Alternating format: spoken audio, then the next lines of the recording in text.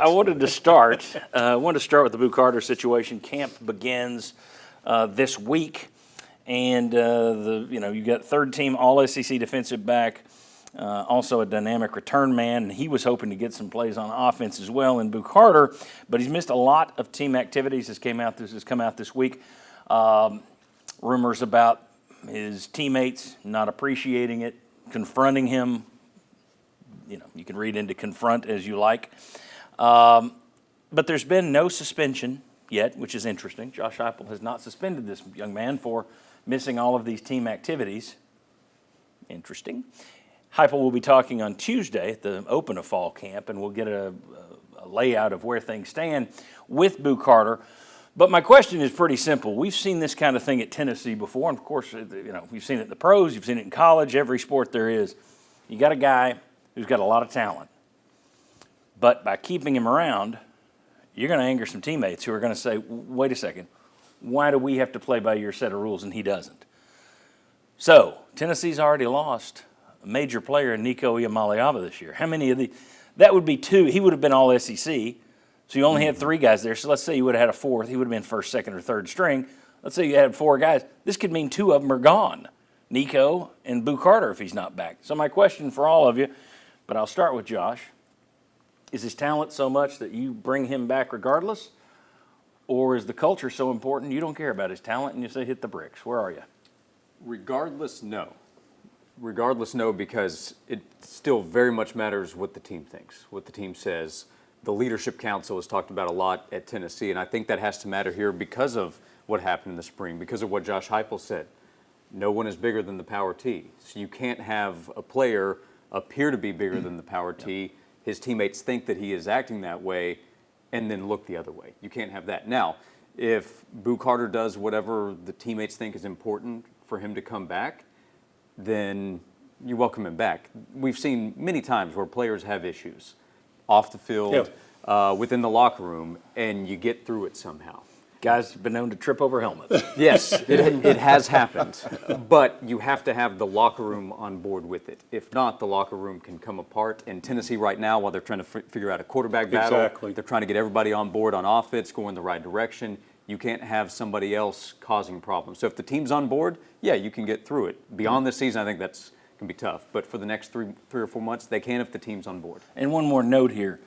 For Boo Carter, there are no other options. In theory, he's not supposed to be able to go anywhere. It's outside the portal window, so he's not supposed to be able to go anywhere and play. Whether he could challenge that in court in this environment, who knows? But he's probably locked to Tennessee if he wants to play. Anybody else want to jump in here? Who's next? I mean, didn't you kind of set the precedent with Nico? Didn't you kind of say no one person's bigger than the power T? The issue to me is, and it's part of the question, is what his teammates are saying. And the troubling thing is you've got somebody that says, hey, I want to run back punts. I want to play safety. I want to be on the field for some snaps on offense.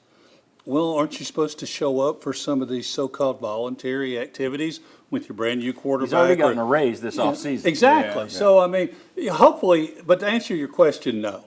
No.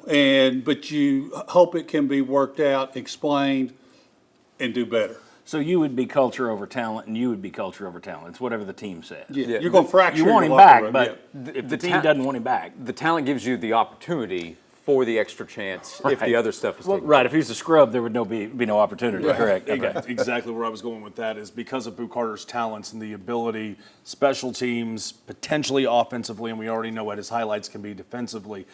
I would hope, and I can't speak for the rest of the leadership council, I can't speak for the rest of his teammates, that hopefully they will look at this situation as 19-year-old kid, it's time for you to mature and grow up. If you want to get paid like this is a big boy job, when we say voluntary, it's not voluntary for you. That is mandatory for you, the guy who just got a pay raise ahead of what happened June 7th with the House agreement. I think that this is you learned your lesson, knucklehead moment. Let's not have this be an encore performance and let's move on from it. It just became a bigger deal because of what's happened at the University of Tennessee in the last 12 weeks. You are right. I mean, the Nico thing started this, but the other, and Josh brings it up, and Chuck reiterated, the fact that you came out and said nobody's bigger than the power T, now you're locked into that. Yes, exactly. You're locked in. And the interesting thing is you said that after Nico had gone. You made it look like you got rid of Nico. He'd already gone. So it wasn't Now, you decided we're not going to pay him more money. Okay, so nobody's bigger than Power T. Right. But the idea that, no, we shut the door on him.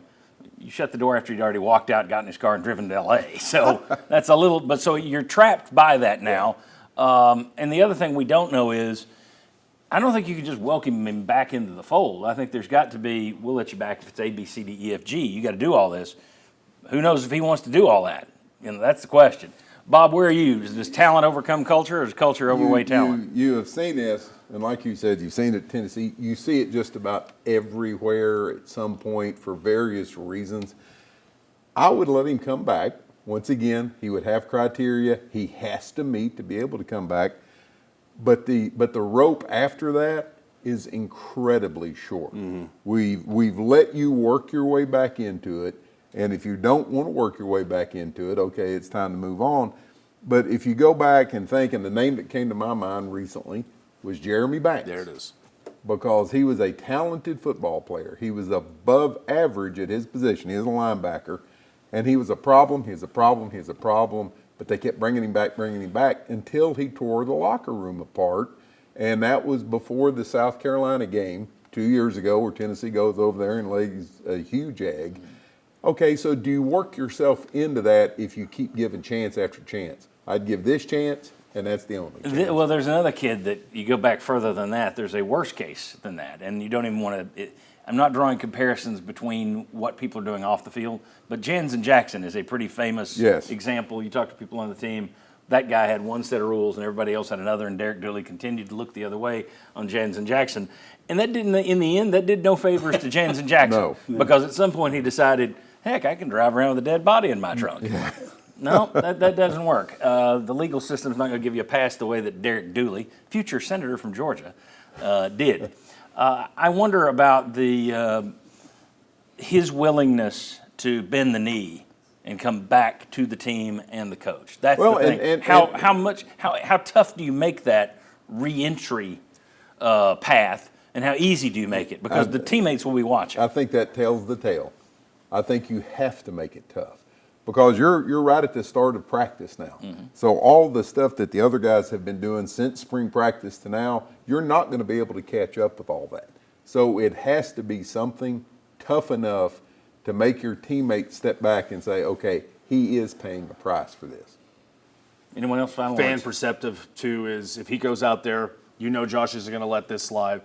Give him an opportunity to be able to catch up, build on this, show that there is a matured corner that has been turned, and we can leave this behind. We'll keep receipts of it, but this will be, man, do you remember 25 when Boo kind of did this? Oh, look at it. We're in 27 now, and hopefully that it's all positive and roses and it smells great. I think he's one of your best players on the team. Personally, Yes. There are some people who don't agree with that. I think he's one of the best players on the team. That said, one of the most famous instances of all of this was Lawrence Taylor with the Giants. You talk about a guy who they looked the other way. He would roll out of bed after 3 straight weeks of cocaine and come in, and that's not an exaggeration, folks. He would then show up and just blow it up on game day. Lawrence Taylor. He was great. Yeah. And they continued to just look the other way. It's Lawrence Taylor. That was one of the greatest, if not the greatest defender of all time. Boo Carter ain't that. So in terms of, there's also that sliding scale. The talent gets you somewhere. I think he's talented.